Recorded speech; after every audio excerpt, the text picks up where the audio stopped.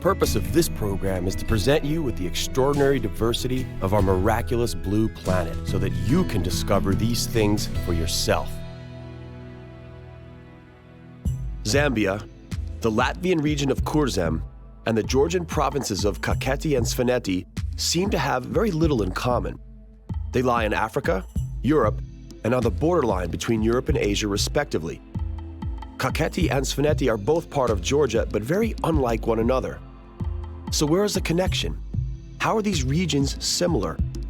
There are some similarities, but the main one is that all these places are endowed with beautiful, raw nature. People have not always cared to live in harmony with this nature, but today's trends move more and more in that direction. It's no longer just about taking, but also about giving back, and the natural world is grateful for it.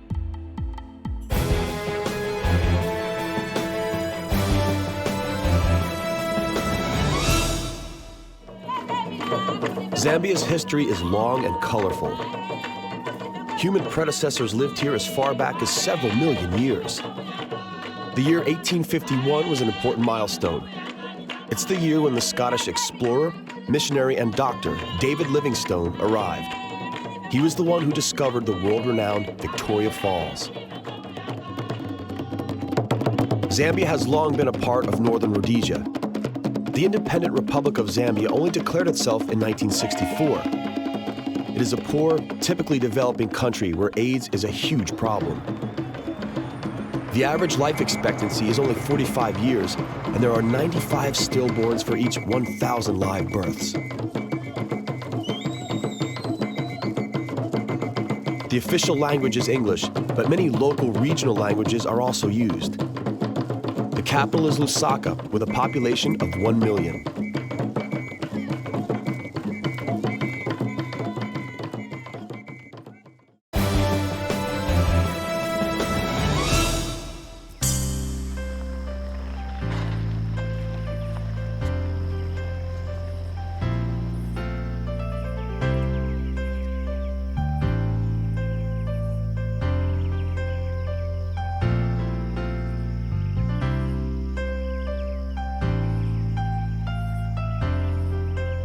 Zambia is a true animal paradise with many representatives of African fauna: thorny-croft giraffes, delicate impala antelopes, or buffaloes. The thorny-croft giraffes are distinctly different from other African giraffes. Sadly, there are less than 1,000 left. The diversity of life here highlights the intricacy of the ecosystem and the importance of every animal. This is the time to slow down and really look around.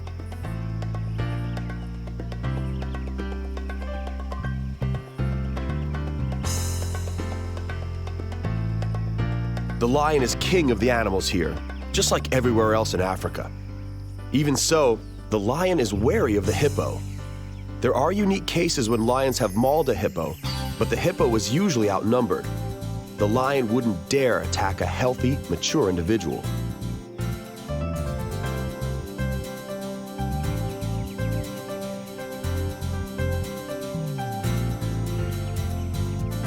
The hippopotamus, although a vegetarian and apparently clumsy, is capable of decent acceleration.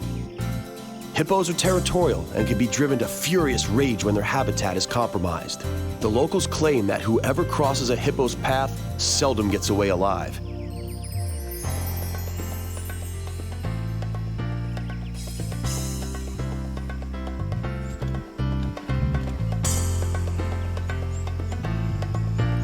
The elephants are thoroughly enjoying a morning bath in the wetlands. Nature really is generous to animals in this huge 9,000-kilometer square River Luangwa Valley.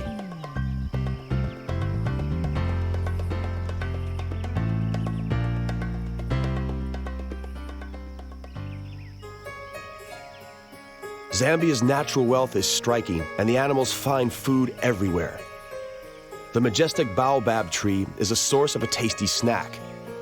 The African baobab is the only one of the 8 different baobab trees that grows on the African continent. All the other types, with one exception, can be found only on Madagascar.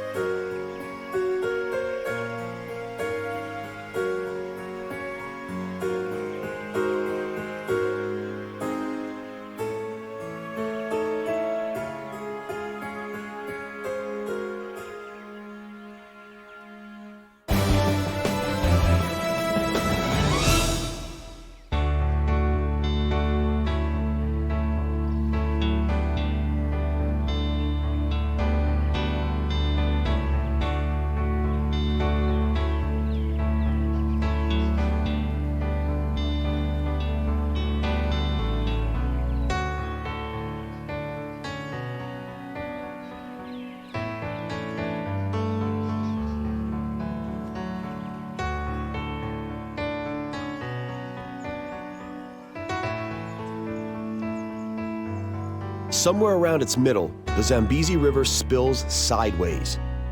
50 years ago, the gigantic hydroelectric feat called Kariba was built on it. Zambia shares the energy produced by this hydroelectrical power station with Zimbabwe. The large dam also boasts an abundance of fish. Tigerfish, for example, are renowned and can grow up to respectable sizes.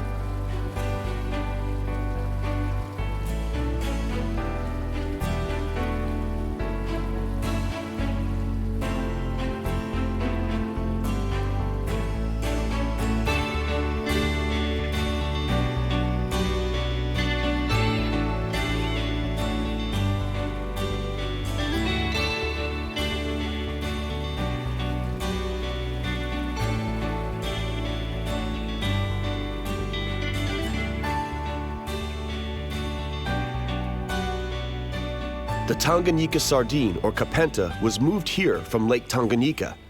It's not particularly large, but their population has increased so much over the last 20 years that it has become the staple diet in the region.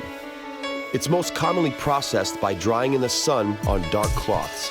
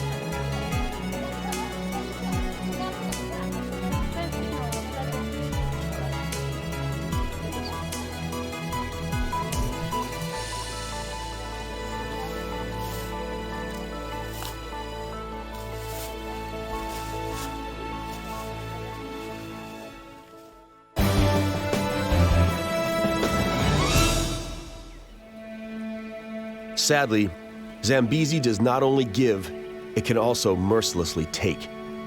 Nicky Rousseau, an ex-auto racer who moved here from Namibia to set up a tourism fishing business, can testify to this. Occasionally, he hunts crocodiles, but only in cases when the particular croc kills a human.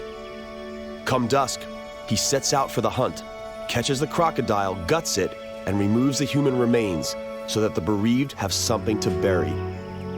In this case, the laws of revenge are ruthless and at the same time provide a kind of justice.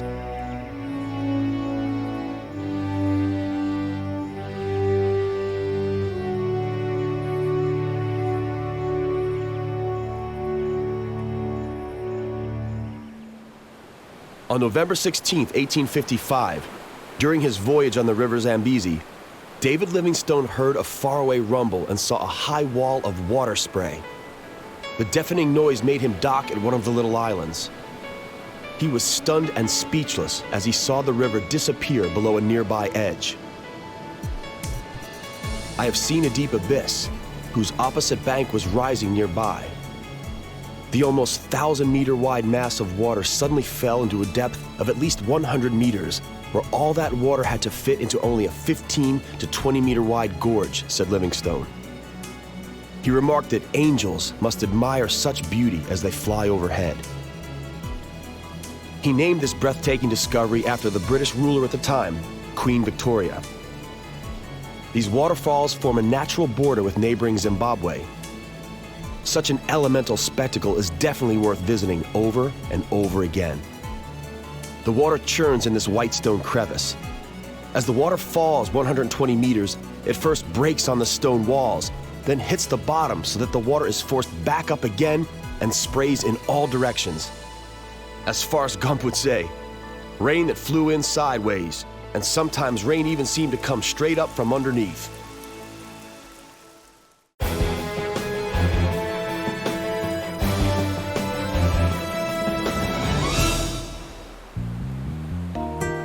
Not all waterfalls are alike. While Victoria Falls are among the largest in the world, this waterfall in Kurzem, a region that's part of Latvia, is, in spite of its rather miniature size, still the highest waterfall in this country. It's in the town of Kuldiga, which is the country's most romantic and ancient town, often referred to as Latvia's Venice, thanks to its river, Veckuldiga. The water here falls from the respectable height of 4 meters. It then joins the river Venta, on which Europe's widest waterfall lies and is 249 meters wide. In Kurzem, just like the rest of Latvia, we find reminders of the Soviet era literally on every step. Latvia declared its independence from Russia in 1918, but didn't get to enjoy it for very long. In 1940, Latvia was invaded by communist Russia, the Soviet Union. Tens of thousands of Latvians were murdered or dragged off to Soviet concentration camps. Latvia was the Latvian Socialist Republic until 1991, when the Soviet Union disintegrated. Kurzem forms the western part of Latvia. Its most important area is a cape where the Baltic Sea meets the Bay of Riga. Their battle is evident in the sand. The name of this part of the world comes from the Kur tribe. In ancient times, this tribe was very feared, but in the end, the bloody battles during the course of history wiped them out.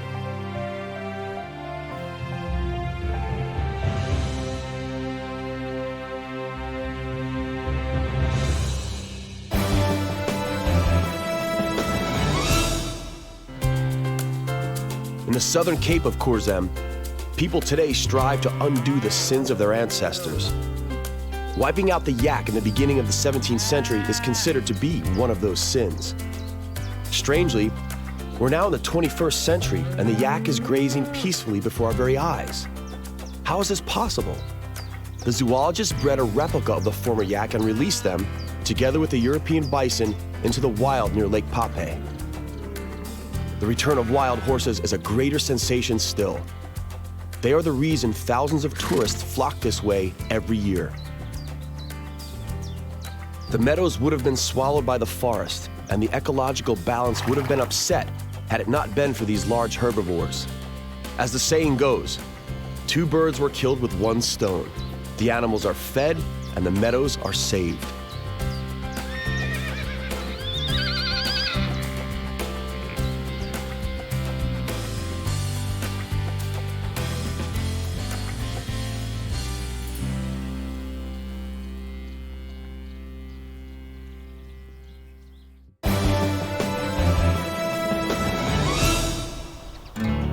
In Kurzem, this is not the only example of a return to ancient traditions. According to the Guinness Book of World Records, the vineyard in the town of Sabil is the world's northernmost vineyard. Wine has been cultivated here since the Middle Ages, and this tradition was revived again in 1989. Should you feel like some Sabil wine and wish to purchase a bottle, you're in for a disappointment. All of the wine is drunk during the wine festival and none is left to be bottled. The question is it so good, or is there so little of it? Ever-present wine cellars, as well as wine made literally in every household, proves that wine production is deeply rooted here.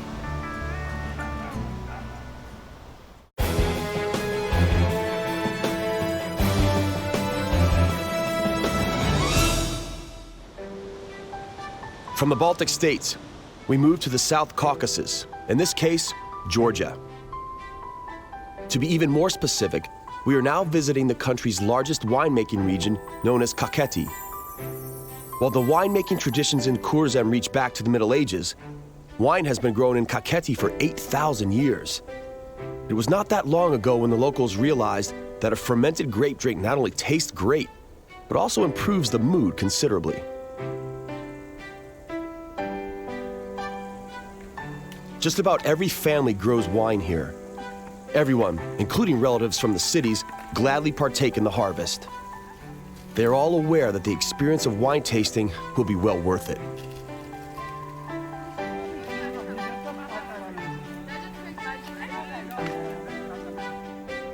The yucca plant is one of the reminders of Soviet rule, who grew it for its medical properties. It has remained ever since, and the Georgians seem unable to get rid of it.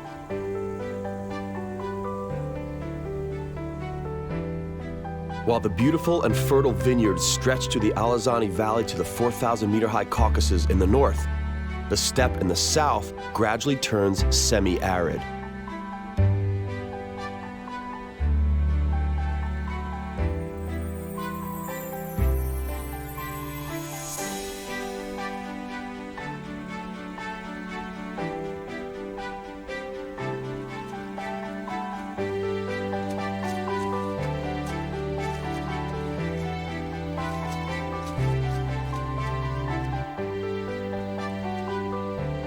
Now, we are in the southeast of the Kakheti region, and according to the locals, what we see here is the ocean bottom.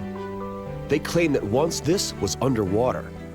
Now, all that remains are vast and barren steppes. As far as one can see, there is only grass and a few herdsmen.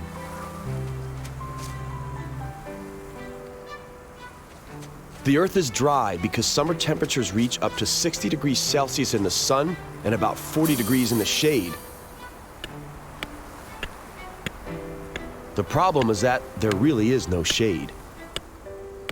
Well, maybe here, in the Bear Ravine that was once favored by Soviet filmmakers as a set for westerns.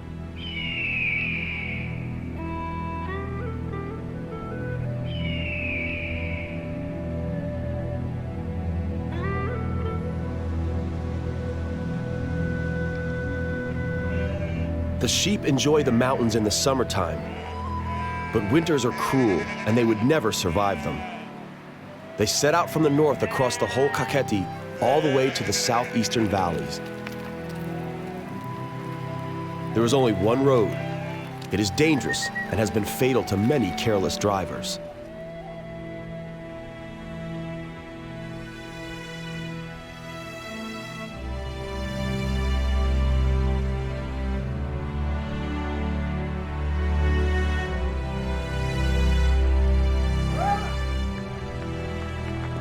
The cattle and sheep are wiser as they descend into the valley in a well-ordered manner, one herd following the next. Their stamina is remarkable, seeing that they must overcome a mountain pass 3,000 meters above sea level.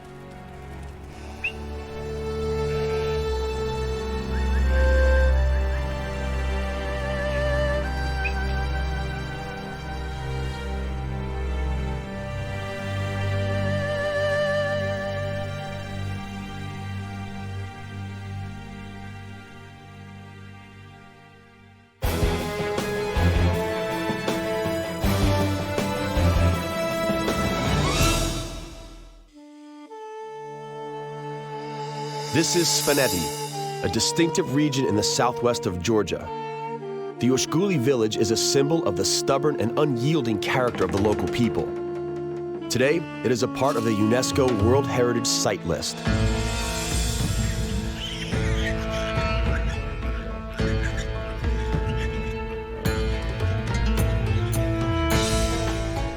It lies 2,000 meters above sea level, and no one has ever managed to conquer it. Those who tried failed. The stone towers known as Murksvan were mostly built in the Middle Ages. The towers were connected by tunnels, and when enemies arrived, the people simply climbed up with supplies of food and water and removed the ladder. They could last for months, long enough for the enemy to give up. The Mongolians, who vanquished just about everything in the vicinity, also failed.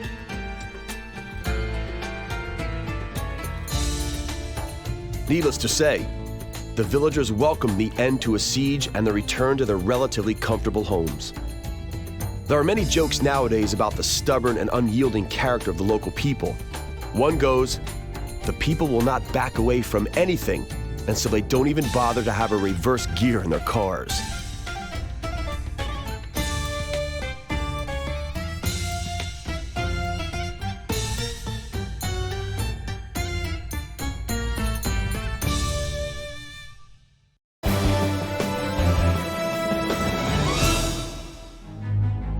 Mount Ushba is mythical and cruel. With its height of 4,700 meters, it's a real challenge for many mountain climbers. Conquering the top is extremely dangerous. According to Nuksar Nugriani, who has reached the top 11 times,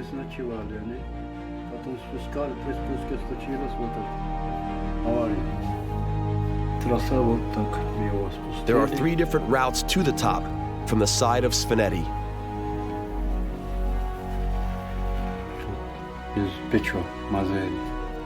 His sons have followed in his footsteps, and both were lucky.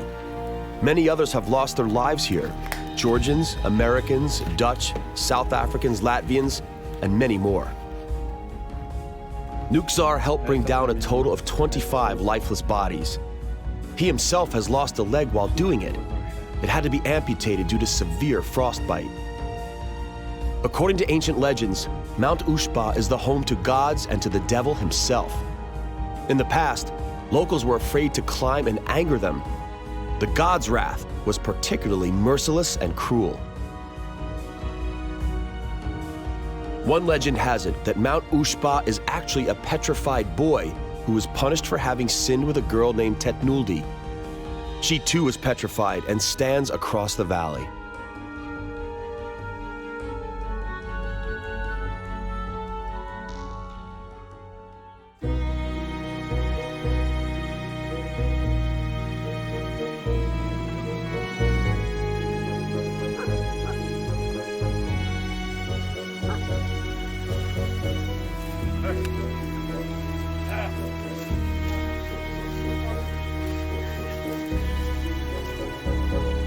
The summer is drawing to an end, and preparations for winter are in full swing.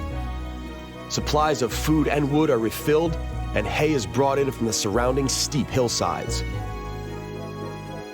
The harsh winter will not spare even these birds of prey.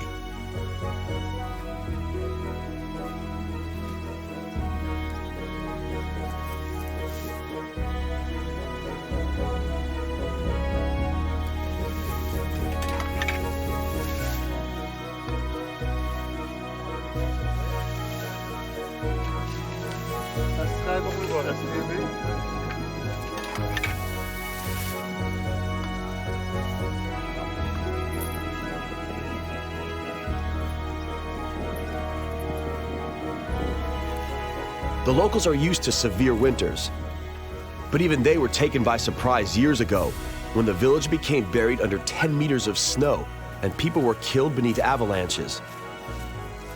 Let's hope the upcoming winter shall be somewhat milder.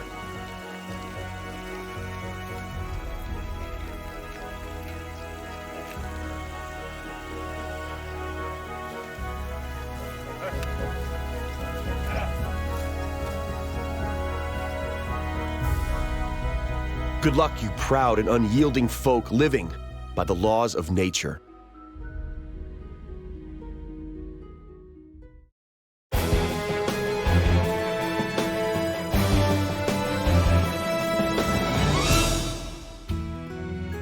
Our journey to the miraculous nooks of our planet comes to an end for now. On the next exploration of our compelling and bountiful planet Earth, we'll stand right at the very spot where one of the world's oldest female skeletons was uncovered. Ethiopia is the Rastaman's promised land. We'll encounter them in the Caribbean. Jamaica lies ahead, a land of breathtaking waterfalls and marijuana grown in the north of the island. That's all right here on Miracles of Nature. We hope you'll join us.